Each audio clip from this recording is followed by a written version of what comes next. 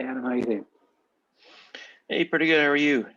Not too bad. Not too bad considering it's Monday. Not too bad again. Yeah, especially bad for me. I was on vacation last week, so like now it's like back to the grind again. Yeah, I saw that actually. Yeah, how was it? It was great. It was cold. Like here, it's like 60s, upper 60s, lower 70s. When we got back there, it was like 20s and 30s and snowed every day in Colorado and Denver. Love it. Okay, fair enough. Never been that far over, so that'd be quite a good trip. Yeah, it was 15 hours. yeah, it was like 15 hours there and about 16 hours coming back. So it was Gosh, okay, a hard. 5-year-old and a 12-year-old. So it was quite the family adventure we had. Yeah, I was gonna say it would need what iPads. Oh yeah. We Yeah, recently bought a new car, which was nice. And now we have the entertainment system in the back. So what I brought it's got an HDMI connection in the back. So I brought my Xbox. So they just watched. They played games and watched movies a lot of the time. Okay, you need to get a screen in the front of the bottom so you can watch at the same time. I wish. Yeah, that's the thing. It's got this nice entertainment system in it, but like in the front, even in the front, I was looking. It has these. You can get apps for it, but it doesn't have like I was expecting maybe Netflix or YouTube or something like when you're parked, but you can't get any kind of apps for it. Oh, no screens in the front. Okay, got it. Well, there's like a big dashboard kind of screen, but it doesn't have. You can't like hook up the Xbox to it and watch Netflix or play games or whatever like you can on a Tesla. I think they can do that in the Teslas. Yeah, that'd be good. Okay, I do quite like the idea of a Tesla, to be fair. Yeah, I wish because there was sometimes where I would just kind of sitting waiting for my wife to come in and let's just like kind of just playing on my phone.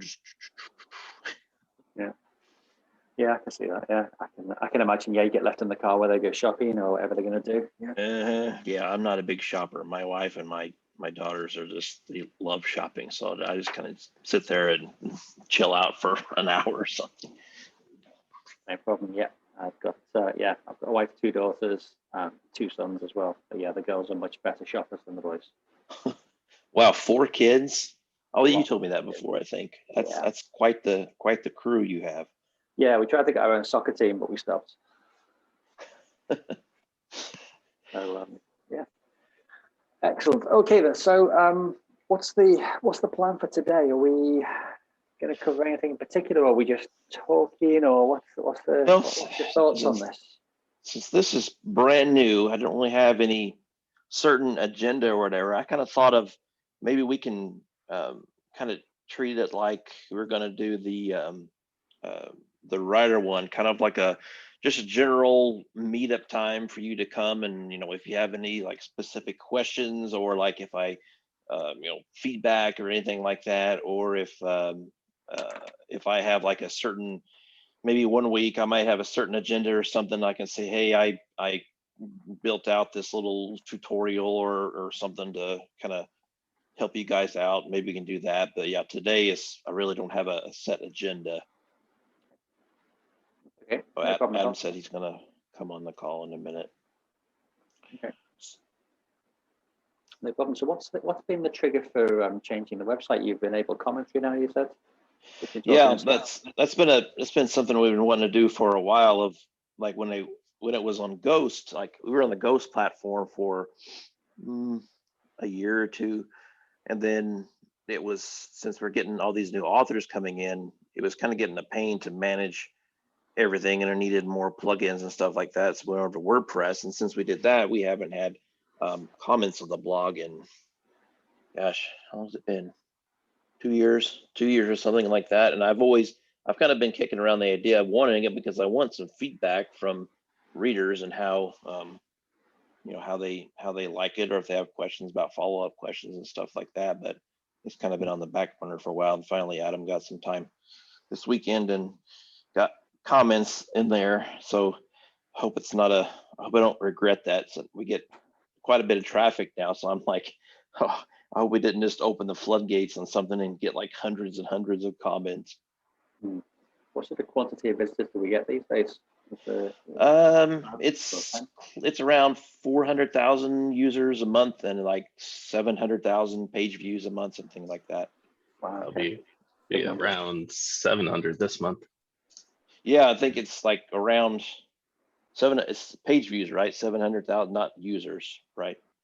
Yeah, it's page views, and it's actually roughly or if we're talking about the commenting, their side is roughly 1.3 times that of the Google Analytics, since that's client side versus server side, different counting. So it will be under a mil, but eventually, if this continues growing, it won't. Yeah, that's what I found. Like for every blog post, I need to try to figure that out. Like on average, every blog post that we add, it just incrementally adds a little bit more. I'm lucky that it doesn't seem like traffic's dropping off. Like it seems like every blog post you add, like the traffic still kind of stays around for the older posts. Yeah, it's a new record this month already. I think it's over 400,000 users. So seems to be growing. That's good. You've got your job cut out for you. Yeah, just managing that instance alone is going to keep you busy, I guess. Yeah, I'm just glad I have the multi-talented Adam Listek to help me out on the many things that I have to do. I don't know about that. I just get by. I couldn't do all the fancy Cloudflare stuff and all the web development stuff that he does. Well, I'm just glad it's working. Yeah, so far no downtime that I can think of. It's been up all the time. The one nice thing about Cloudflare and caching like everything is that for the most part, even if WordPress totally tanks in the background, the site kind of keeps chugging along, at least for a little bit. Yeah, until the cache expires and has to. Well, that cache thing takes. Sometimes it seems like it takes a week or more to update on something. Well, and that's an ongoing thing that I'm hoping to have fixed sooner rather than later. It's I need to. There were issues properly integrating the Cloudflare plugin, which kind of automatically sends those cache purge calls. They changed up their authentication models a bit, and it wasn't quite working the way it needed to be. So I think that's getting sorted out. So my hope is that sooner rather than later, I can get that properly there, and then those purge calls just kind of happen, and there should be a lot less of that kind of weirdness. No good. Yeah. Good. Well, I was telling Steve, Steve's like, well, we're here. What do we do now? So I was telling him, since this is like the first one, like for editors, my thought was just kind of have like an office hour. You can come in if you want, or if you don't want to, that's fine too. Kind of just like if you have something to contribute or you have a question, you can kind of come in or whatever during this time. So if you guys have anything, feel free. I don't really have a set agenda. There is one like a little announcement, I guess you could say. So like we've always talked about, like Adam and I especially talked about how like difficult it is to teach like how to create an ATA blog post, like the structure and everything, even after all the documentation. So what I've been working on as I get time is I'm building a little course like on teachable.com, to where it's going to have like little videos of like, here is here's how you would approach I don't know, a step-by-step list, or here's how you would structure or here's how you would do the sections or the headers and stuff like that. I'm trying to build a little video course around everything to hopefully make it a little bit easier to understand. That'd be good. Yeah, that'd definitely be good. One of the big things I kind of plan on doing is going through I've edited one post, so gone across to you. You've then torn junk files a bit and sent it back over to Bill again. I'm going to go through actually and try and understand what you were thinking about while you were doing the editing, just so I can kind of try and repeat those steps next time through. Yeah, that's the tough part. Like to me, when I think that I'm pretty good at explaining things and teaching because I've been doing it for so long. But when it comes to editing, I'm like, I see it in my head. Like I immediately see something on the page, but I'm like, okay, how do I interpret that thought in my head and break it down into a, you know, a logical fashion that somebody else can understand. Yeah, I get where you're coming from. Yeah. But what I'll do is I'll go through, to say, the notes that you've made on there, look at sort of the commentary, and just see if I can, even if I just kind of make a bullet point list, really, even if it's only useful to myself, maybe just to kind of go through and say, in this situation, these are the things that these are the things he looks for, and it may be other examples of that.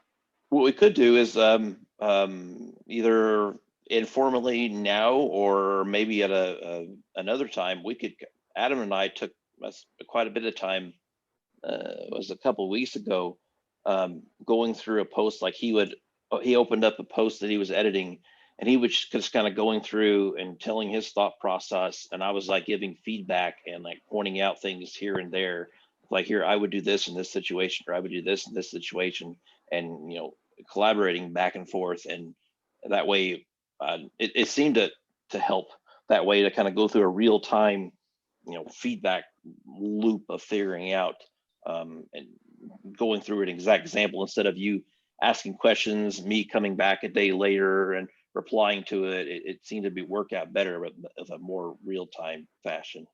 Yeah, it was helpful. Yeah. Still trying to absorb all of that, but yeah, it was definitely easier to kind of do it as we were going. Yeah, it seems to be like it's just going to has to be muscle memory at some point. Like, you know, you have that entire big thing of, I've been trying to document out like 50 things or something. Like, there's no way that you're going to be able to do that. It's just going to be repetitive muscle memory for the most part. Yeah. I did have a question. I'm more probably been avoiding, unfortunately, trying to figure out what to do with this one. It's one we've talked about a little bit, but that, what is PowerShell and why use it one? The big problem I have, and I think I'm getting stuck on these kinds of posts where I'm not positive what to do, really, because it's not that they're not responding to comments and fixing little things, but when it, at least to my viewpoint, it requires a fair amount of extra work, like, you know, the structure isn't either quite right, or you know, we're being more example focusing, even though on the general article, like, how do you demonstrate these things? And it just, the way, you know, giant lists of bullet points and things like that just don't flow. I haven't been able to figure out, like, what's that line if I just say, screw it, I'm gonna do what I think is best on editing, versus, you know, just change it. Or, you know, as you kind of said, Adam, before, at one point was like, well, it's not really your job to go through and essentially write the article. And I haven't been able to figure out what exactly to say to this person and convey that in a way. And so that's kind of where I'm stuck at. Yeah, is that yeah, the What is PowerShell by Ferris? Yeah, I don't know what to say to him, really. You know, what is the let's see here. Are you at a computer, Steve? I'll send this to you, so if you like to follow along a little bit here. I'll put the link in the ATA editing channel. So yeah, so this one is different because, like, you know, we talked about before, like, it's not your typical how to do something. It's more of a, yeah, I mean, the target keyword is what is PowerShell. I added that as a needed keyword, because, I mean, that's, if someone types in what is PowerShell, it has a lot of traffic potential. But unfortunately, it's not really our MO, is what we don't have. So we don't really have a good template out for that yet. So basically, if we don't have a template for it, we still need to kind of structure it in a sort of kind of ATA way. Looking at it though, like, what are your, let me see, my first impression, just looking at it, yeah, it definitely doesn't. I mean, just browsing through it without even reading anything, I can tell it's not correct. It needs a lot of work because I mean he has prerequisites, and then he has Windows PowerShell prerequisites, PowerShell 7 prerequisites. That's not in the template at all. It's all over the place, and that was part of what I was struggling with. Yeah, I mean that's not in any template whatsoever. I mean he's not following the general format of that. Just looking at that, and then coming on through here, a quick history lesson, PowerShell quick brief. I mean, you can, yeah. You see why I struggle with this one? Like, and I get it. It's a general article. So like stuff like a little bit of history, a little bit of that, I'd be inclined to say, okay, if it's done well, then, we could leave a little bit in because it's like, what is PowerShell?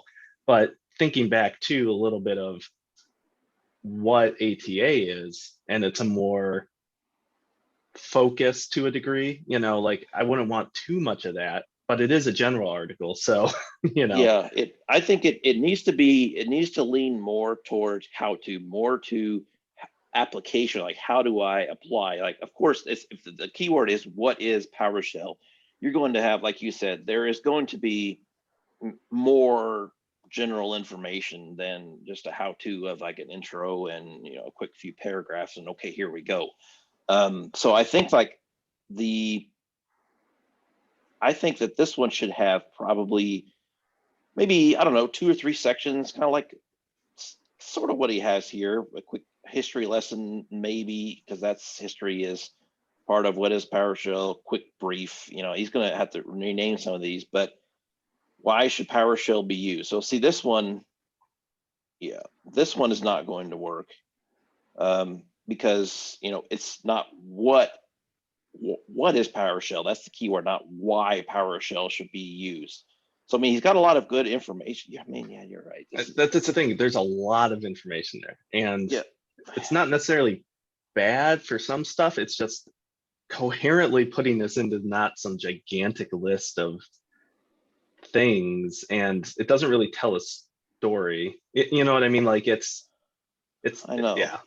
I mean, that's yeah, why I struggle. The biggest thing, I think the biggest thing would be, instead of telling him, well, you essentially need to rewrite this. I mean, a lot of it does need to be rewritten, but I mean, I think what you should probably get from him is just more like elaboration, like you were saying, like examples for help desk team. They can use Power. That's another one of the strengths that I think we should have for an ATA post, is like it needs to be example driven, in depth, so the reader doesn't come away with any questions.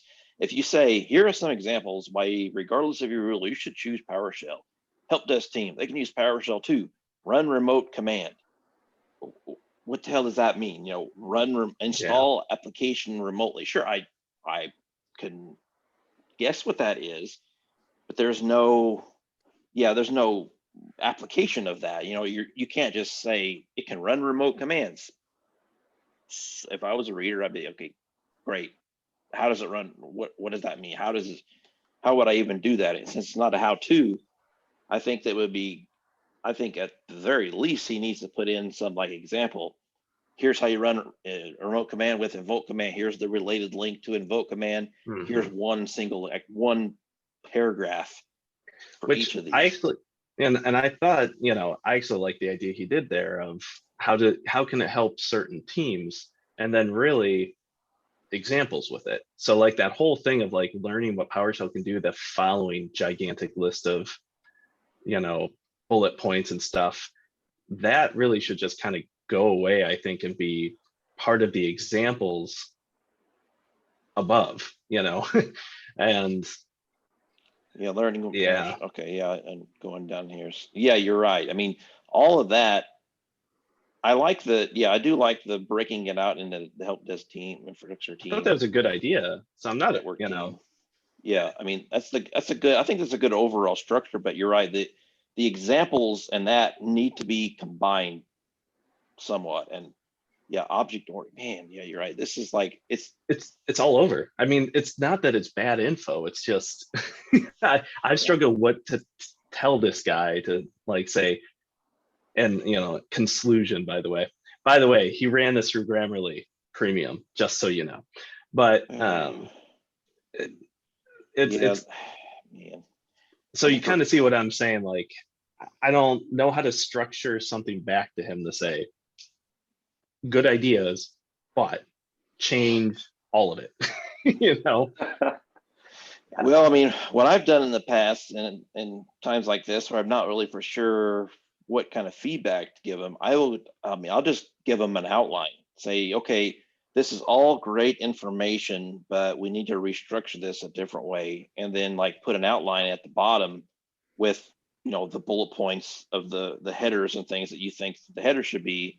And then you can make comments inside of each of those and say, hey, this is great information. We don't really need to add a whole lot other than, the examples that you mentioned, but can we restructure this based on this outline? I mean, I think that's what I would do in this situation. And that's what I was thinking, but I just wanted you to take a look at it with me and be like, okay, why am I struggling so much with this particular one?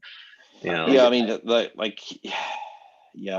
definitely see why you're struggling, but I think that, rather than saying this is wrong, do it right. We know we need to have good feedback. I think the only way to give them good feedback is just write out the whole outline for them and say, put this part here, this part here. Let's do this. Now add some examples to this. I think at least that'll give them some actionable feedback.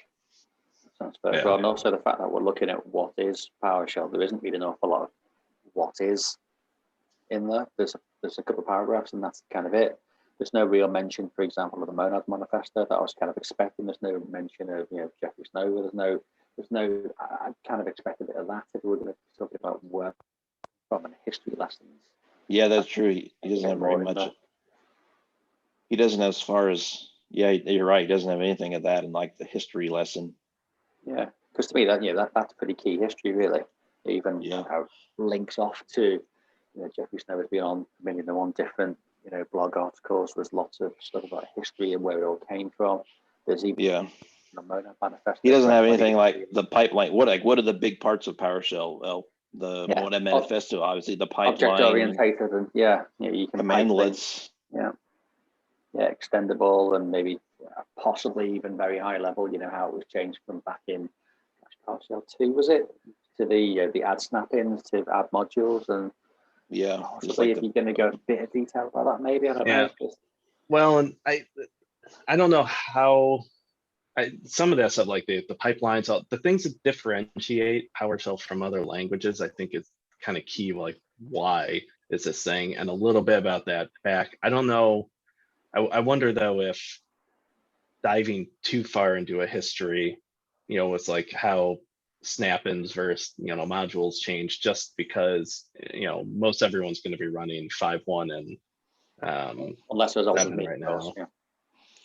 I mean, I think you need some of that like intro, especially because it's just the keyword. But you think of like what I go back to is like searcher intent. Why is somebody searching for what is PowerShell? Well, they're probably, maybe their manager said you need to learn PowerShell, or a coworker mentioned something about PowerShell, or they were trying to automate something and somebody on Stack Overflow said, here's a PowerShell script. So like, you have to think of like the intention behind the search query. So like, they're probably not gonna want to know all about, the years and years of history and all the other stuff. They would search for PowerShell history in that case. But I think that like, based on searcher intent, if they say what is PowerShell, they're probably brand new, they heard the word somewhere and they need to learn how to. I mean, it seems like that I don't know, that's not my kind of thought process. Like, they would need to learn how to just know what they don't know a little bit, just to get a primer on it to get started. I mean, I think even what is PowerShell, that might even be a good keyword for like a very, very general PowerShell tutorial or something like that. I'm not sure. Yeah, I think. Go ahead, Steve. I'm guessing there's a bunch of links that we could actually throw in there back to other articles on the site as well. Oh yeah, that's true. Yeah, we would. This could be. I mean, this could be like cornerstone content. They call it like that, like the pillar, a content pillar, and then a lot of links off of that to other areas. Yeah. I know, based on that one guy's comment of, you only link, you only cover some of the content, and then you link to like the prerequisites or whatever. And I'm like, dude, yeah. You can't please everyone. I was like, man. But yeah, no, that's actually a good idea with the use it as a kind of a cornerstone type thing. You get all those internal links. Yeah, I mean, that might be, I've never done one like that, but I've heard that is a popular content strategy.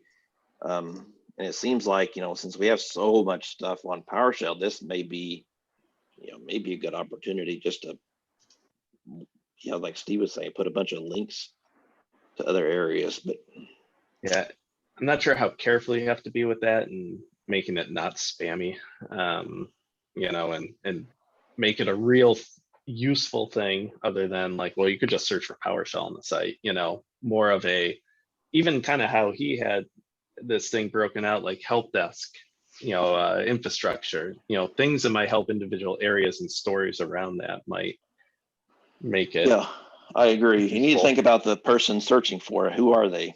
Yeah, are they a help desk? They could be. Oh, that's why I like that. Networking, probably not. It probably won't be a network engineer or something, but yeah, help desk, infrastructure. Why did they come here? And they probably don't know anything about PowerShell. They're probably a newbie. And in that case, you don't want to overwhelm them with a bunch of content, but always, you can always link out to various things. Yeah, man. Yeah, that's a tough one. Yeah, I mean, I'd say start with the outline, and we can work together on the outline if you want to figure out something, and then hand it back over to him and see if he balks at it. And if he does, then we'll just we'll just have to rewrite it ourselves. Yeah, I'll put together what I think and shoot it over to you just to see if I'm missing something, because I think we have the same idea overall. I think it's just how best to communicate back, and does that cover everything we actually want out of this article? Yeah, I agree. I mean, I always, in this case, I always just go back to who is the person searching for this and what are they trying to get out of it. And I think if somebody searches for, if I was searching for, I don't know, what is power or what is something, knowing our audience, assuming that our audience is help desk, IT people, developers, something like that, generally they're probably wanting to know how to use it, so we can kind of go off that to some degree. Absolutely. Yeah. Kind of poking around at the other ones I got. I love when I say, hey, can you make this a numbered list? And then they don't. I'm like, do they just ignore you completely? Yeah, well, people pick and choose, I found a lot with what comments they reply to. Like they'll completely ignore some sets of comments and then say, yeah, no, I got this one, and fix up. I'm like, but what about my other 10? It's just, I'll just send it back to them immediately. If they don't, if I notice that they're missing, like I'll resolve the ones that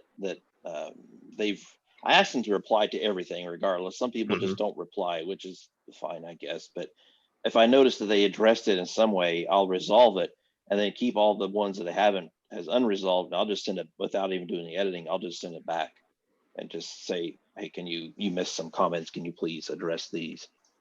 Okay, yeah, I was wondering because I had one about domain computers one, and I'm like, I resolved a handful that he did do, and then I'm like, what about these other like 8? And yeah, I mean, it depends on how strapped we are for time. Like right now, there's, I don't know. Yeah, we've got enough for next week or this week. So I mean, you have time. So I would just kick it back to them and say, hey, can you please look at all these unresolved ones and address those? Because we don't want to, you ask a question for a reason. Yeah, I eked 4 out this week. That's about the best I've been able to do. 4 in a day? Oh no, 4 in a week. In a Oh, day. okay. Oh my God. No. let's say a week was tough for me. Yeah, I mean, it's been unlucky. I had some that have kind of back to the second phase, and I'm like, okay, I just have to fix them up a little bit. But yeah, some of these bad boys take me, I don't know. Well, the record's like 15 hours, but they're typically like, I don't know, 3-4 hours, something like that. It's a significantly more intensive process than anything else I've had to do in terms of sheer just sitting down and chugging away on something. Yeah, do you regret your decision to say yes to editing rather than writing now? You think writing is probably easier? Not gonna say the thought hasn't crossed my mind, but I also the blue pill rather than the red pill. Yeah, I did say to the wife, I'm like, well, I'm gonna stick it out because I wanna see if in like a couple months after really getting it drilled in, if it becomes easier, because that's really. I can tell you're getting better with every post. You're getting better, and I don't have to, unless you get those damn transitions right, then you'll be they're hard, all right. I'm not getting that stuck in my head.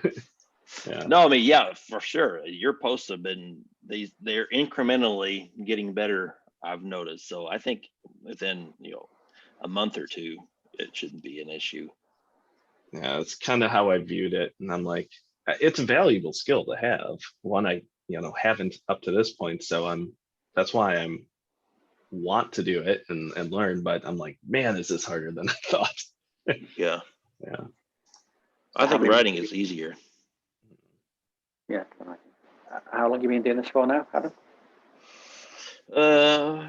Writing and like content creation and all this thing, probably 6 years, something like that. Okay. And it kind of took you how long to kind of get to the point whereby you're kind of good at reading articles and finding what's wrong with them? How long? I don't know, probably 3 or 4 years or something. I've been well, even before the whole PowerShell MVP community thing, I did some other ran another blog about selling books online. So I had a blog to do that. So it's probably been about 10 years of just writing, and like I learned over the years by other editors. Like writing my book, that was a learning experience.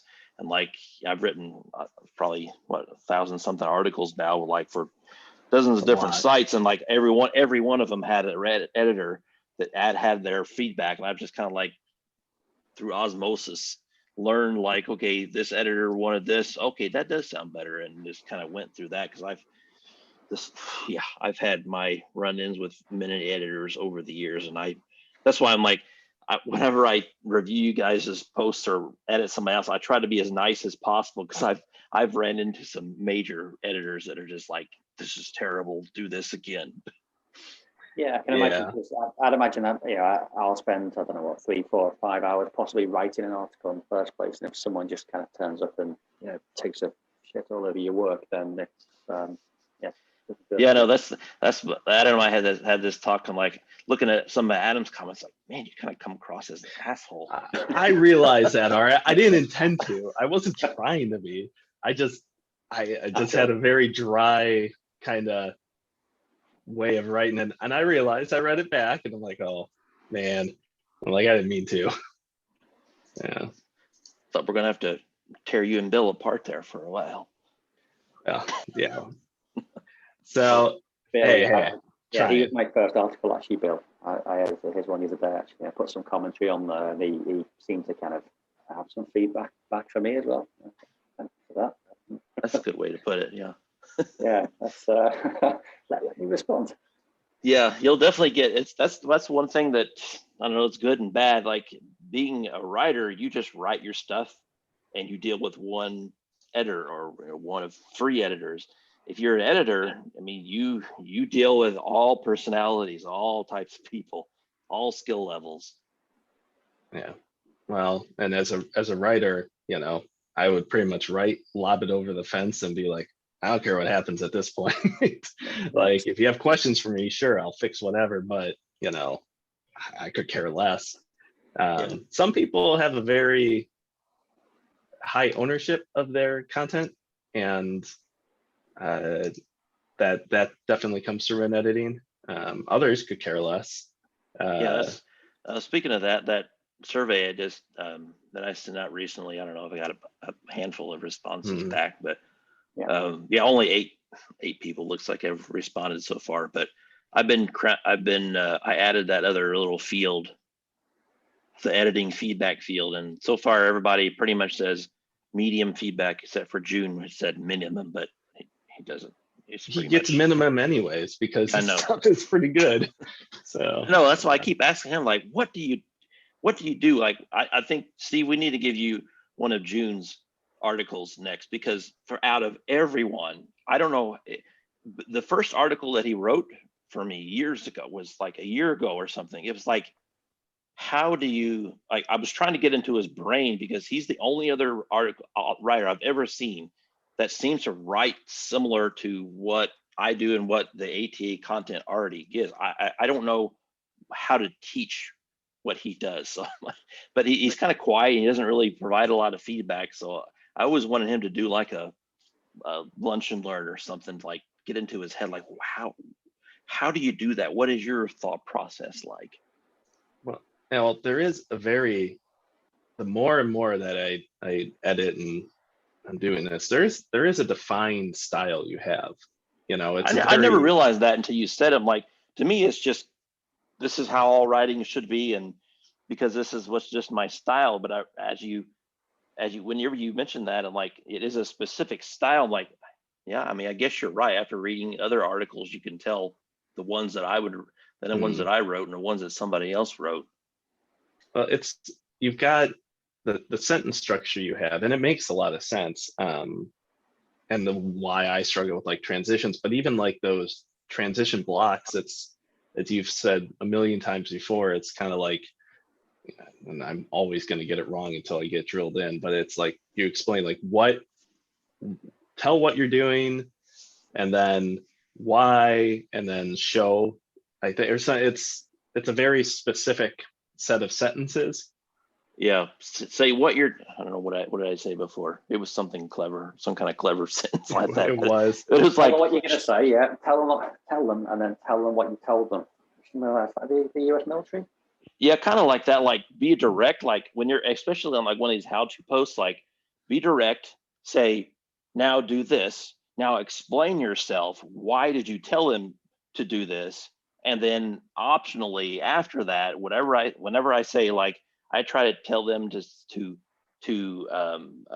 it needs to be actionable. You need to tell them exactly what to do, be direct as possible, but then tell them why, and then provide background information on that and on those steps as you go along. It's like, tell them directly. Direct is a big thing with these step-by-step things. Click this, do this, not you can do this, or now you will do this. It's like clear, direct, like you were saying, like kind of in the military. Tell them, but then tell them, elaborate on why. Don't just say, do this, but always say why. Follow every direction up with, why are you doing that? That's the one thing that people don't get. They're good with like the documentation of click this, now type this in, run this command. I mean, that's easy just to do that, but to explain the why and to elaborate on that, a lot of people struggle with that part of it. Yeah, but exactly. And that's the kind of stuff that, as you're writing through that ATA standard kind of thing, like trying to say it in a way that's easily consumable, that can be kind of drilled in as you're going, because you do, it's like, here's a header, here's this paragraph basically split up in that way, depending on, what it is, and then just kind of chugging down, and then maybe it's a numbered list with, do this with a screenshot with maybe a caption, like it's a pretty regimented way of displaying the information and talking, but it's how do you connect one section to another? It's you have this defined method. And so I've been trying to get that drilled in so I can do that.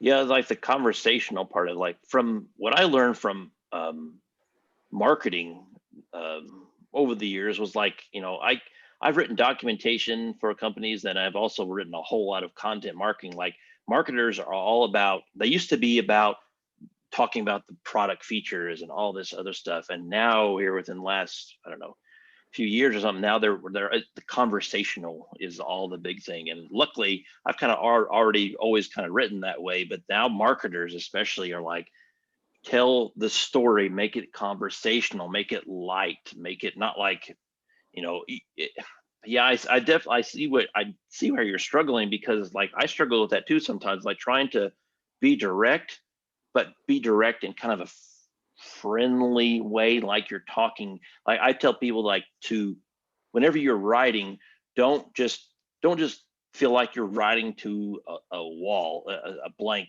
Feel like you're writing a letter to the reader. You and the reader have a connection. You are their guide. And I think Nick Rimmer said some comment I gave him earlier about you need to be their guide, which is why you keep saying, that's why I keep saying, say you all the time. Like now how you are going to learn this, or you are going to do that. It's like you're kind of the guide looking over their shoulder and just casually talking to a friend, rather than, you know, thinking like you're writing for some, you know, big company, or, you know, writing to a blank wall.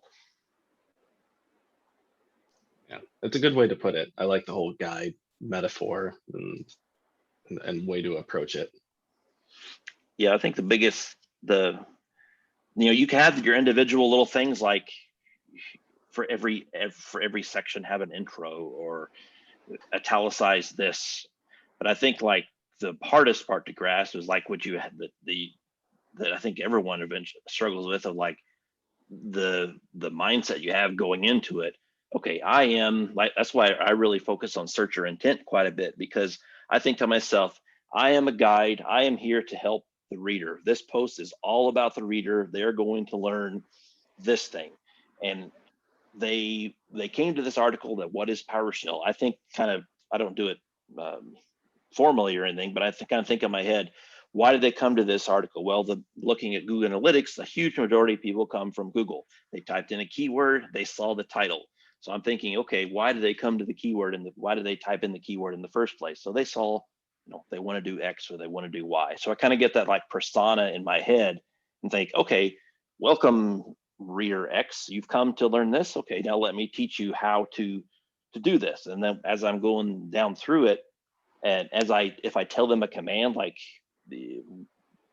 click this or do this, I always think to myself, I'm always questioning my sentences. Like I seem to, as I try to meta think about how I think, like whenever I tell them to do something in a sentence, I think like I'm always questioning myself. Like it's kind of a natural habit to this point but then I will answer myself in the next sentence, if that makes any sense whatsoever. So like if I have a question in my head as I'm writing it, I will write out the answer in a way that makes that sense right after it. You can almost imagine them asking you the question.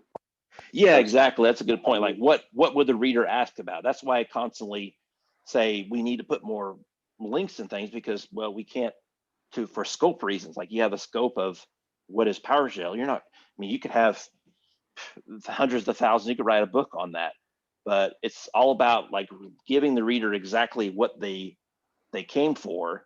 And if they happen to come, we try our best at that, but if they happen to come a different reason, then we always just give them a link to go off somewhere else. I consider a blog post a failure if they simply click on a blog post, click out, close the blog post, and then have to go back to Google again for another web page. I think that's a complete failure. It's a success if they come to it, they read the post, oh, I got my answer, this is exactly what I want, close the browser or whatever, and they go on about their day. Or they go to the post, think, okay, this is great, but this isn't really what I wanted. Oh, here's a link, and they click off a link, and we just kind of guide them on their journey to somewhere else.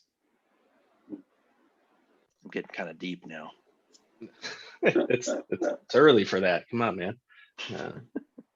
But yeah, no, I agree. I think, and that's really what I've been trying to distill from what you've been putting together and teaching, is basically how to encapsulate all that into a way that I can look at an article and be like, okay, running down this is either in this format or not, or in the case of that, how, what is PowerShell 1 like? What the heck needs to change to get this closer to that format?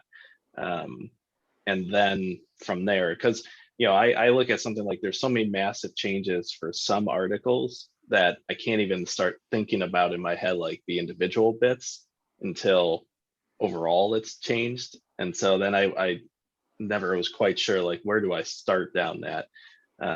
But it makes sense. Throw out an outline, let them take a look at that and see if that'll work for them. But it was also kind of tying back into when I was looking at like automating some of the rule sets and things for doing this. I'm like, how in the world can you do that? Because unless you're at the end of an editing, basically, to try to catch things you've missed. Because if I were to try to run our rule set against, say, that Ferris one, like it's not even remotely close yet, So yeah, it's hard. There's no, I mean, that's something I wish you could automate. That would be nice, but well, that's what we talked about. One thing that Adam and I talked about previously, Steve, was like if you get a post and you see without even reading it, you can typically look at the structure and look at the headers and the outline and say, is this an ATA post or not? You can generally just see that. And if it's not, if they have, if it doesn't follow the template, just send it directly back to them and say, hey, we need to start from a standard. Can you check the template and put this into a format like essentially that you can work with? That's one thing that I struggled with at first when editing, is that I would have this kind of, I didn't have a defined template, but I kind of had this idea in my head of what it should look like, and it was completely different. It took forever, multiple back and forths of me doing huge rewrites and then getting upset because I wrote too much when we didn't have a template. But now if you get an article and it looks it does not look editable based on the templates and things that we have already, you just send that back to them and say, hey, please mirror this template as closely as you can, then we'll start.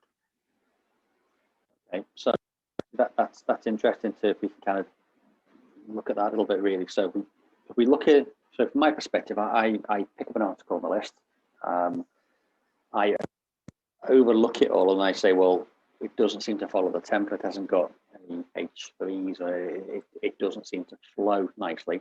That immediately gets kicked back to the author, and I drop that into, just looking now, writer updates needed. Yeah. Okay, if it doesn't look editable, like from a standpoint of without you even reading the text, I've rewritten multiple articles when I probably should have. That's what Adam and I would talk about. Like, it's not the editors, even if we're technically competent enough, even if we know everything there is to know about PowerShell or whatever the topic is, it's not our job to write the article. It takes God knows how much longer to do, quote unquote editing that way, to really deep edit or essentially rewrite articles. And we kind of came to the conclusion it's they have to get it. Everybody has to get on a certain standard. They have to meet a certain standard first, and then once they meet that standard, then you can start the editing process. So yeah, if you see a post that's just, especially how-to posts, it's really defined on, we've got a bunch of those already, like based on the template. If it doesn't look like it matches the template at all, and they haven't even looked at the template, yeah, just immediately kick back, say in a very nice way, can you please look at this template and get it back to me when it looks better? Okay, fair enough. So think about that from a process perspective. That then goes into that other board in Trello. So the writer then gets that. They then make their edits. They then kick it back into ATA review or editing, and that kind of goes through that cycle. That might go through that 3 or 4 times, I presume. Until we're at the point where we're happy with it. I think that you should try to focus. That would be an instance where they're probably through 2 back and forth. So like, especially for, let's just say, well, now that we have the editing feedback thing. So let's say that somebody wants, I don't know, let's just say the worst case, they want maximum feedback. So the first thing, if they want maximum feedback and they had an instance like that to where it looks bad, you would look at it, say, meet the template, put it back into writer updates needed, and then they would try their best to do that, and they would send it back in there. That's kind of one phase is what I call it.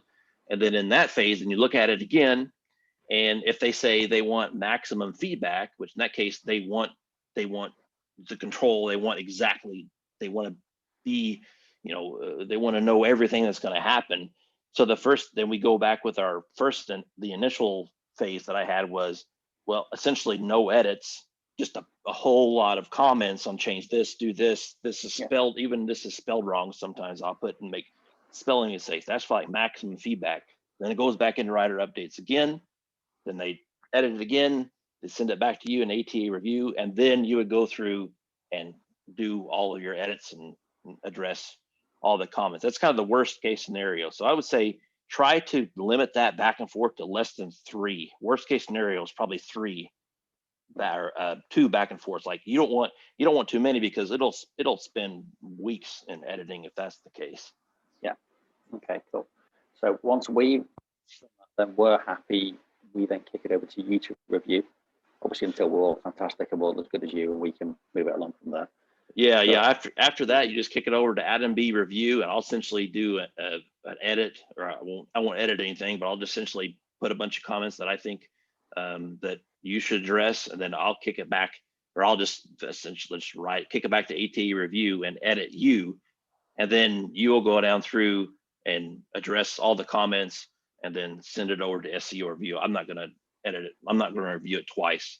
So it would go back to me, then I'll send it back to you, and then you send it over to Chella to SEO review. Well, she'll do her thing. Right. Okay. Fair enough. Yeah, because you did an edit for me, review for me on the Hyper-V thing for Bill.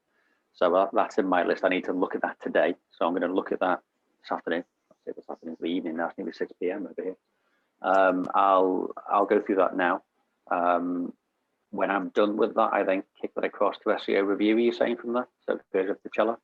Yeah, from there, if I've looked at it first, you do your best to address all the things that I said, and then you kick it over to Chella to SEO review, and then should do that. One thing that I've noticed that since we've been doing I've been kind of doing the review of you guys, like the writers sometimes get confused of whenever I comment on things, they wonder if it's for them or if it's for you. I'm going to try to do a better job of like saying my comments on, like, for a card that has you or Adam as the editor, it's not specifically for the writer. It's essentially for you, the editor, and then you have you can relay that information if you need more information from them. I'm going to try to do a better job at that, because some of them, Bill especially, he's been fixing some of the things that I've said when I said, well, you don't really have to. It's not feedback for you. Eventually, the writer may have to change some things, but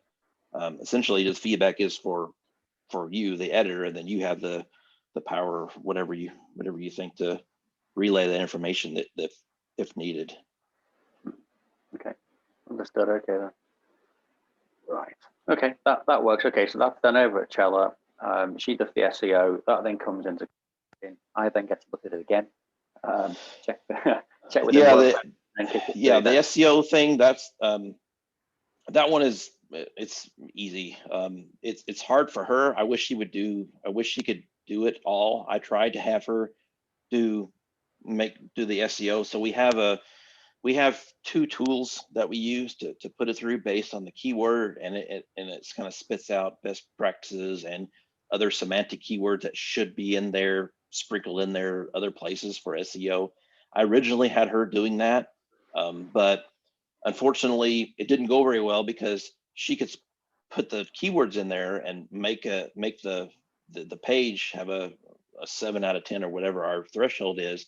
But if you read it didn't sound right at all, because she's not technical. She didn't know. So I think, like, between us 3, we're technical enough to where if she says, she'll give you some keywords and say, we need to insert these keywords somewhere in here. We have a lot better chance of inserting them in there and actually making it sound like they were supposed to be in there in the first place. Yeah. Okay. Makes sense. Okay, I got that. All right. Well, I mean, I don't have anything else unless you guys do. It's about. No, not really. That was my real question on that. Other than finding time, probably some today and mostly tomorrow. But yeah, got a few more website things to do today. Yeah. Okie doke. Well, I hope meeting weekly will be helpful. So yeah, but I mean, unless I'll keep the recurring meeting every Monday. Unless I'll be on every Monday, unless I have something specific, I'll, tell you guys ahead of time. But if not, then, if you have something else to do, you don't have any questions or whatever, feel free to go about your day. All right. Well, I don't want to be the contributor of more meetings for everyone. This is my 4th meeting today, so yeah. Fourth? Are you kidding me? And it's about noon, so yeah. It's been a Monday, let me tell you. Wow. Okay. Yeah, that's a joy. That's nice in the freelance world. I'm just telling you, no meetings. Yeah. Kicking back. Yeah, you got plenty to do. Yeah, just pay us both a bit more, and then we can be freelance as well. Yeah. I keep telling them, I'm gonna pay you, Steve. I'm gonna pay you something. I'm gonna tell Adam I'll pay you more full time. Come on, I'll pay you a full time rate. But no. What's the pension plan? What's the health plan? Yeah. I'm only going to say that the state of Illinois, I have a lifetime pension. Whether or not it'll be there by the time I'm that point, I don't know, but technically I do. So we'll see. That is nice, I guess. Yeah, I don't offer retirement insurance. It's a downside with the whole freelancing, but that is true. Yeah. Someday, I would love to do that more, but yeah. Let's get the blog up to doing what, 1 million requests a day and churning out a day, churning out. Oh, is that your stipulation? You will come work for me full time if it does 1 million a day. If you're doing 1 million a day and churning out with like 50K in ads a day, then yeah. If I could, sure we can come up with something. Yeah. All right, it might be a little lower than that. So. All right. Well, thanks guys for joining, and guess I'll talk to you later. Yeah. Cheers. Thanks, Later. guys. Bye.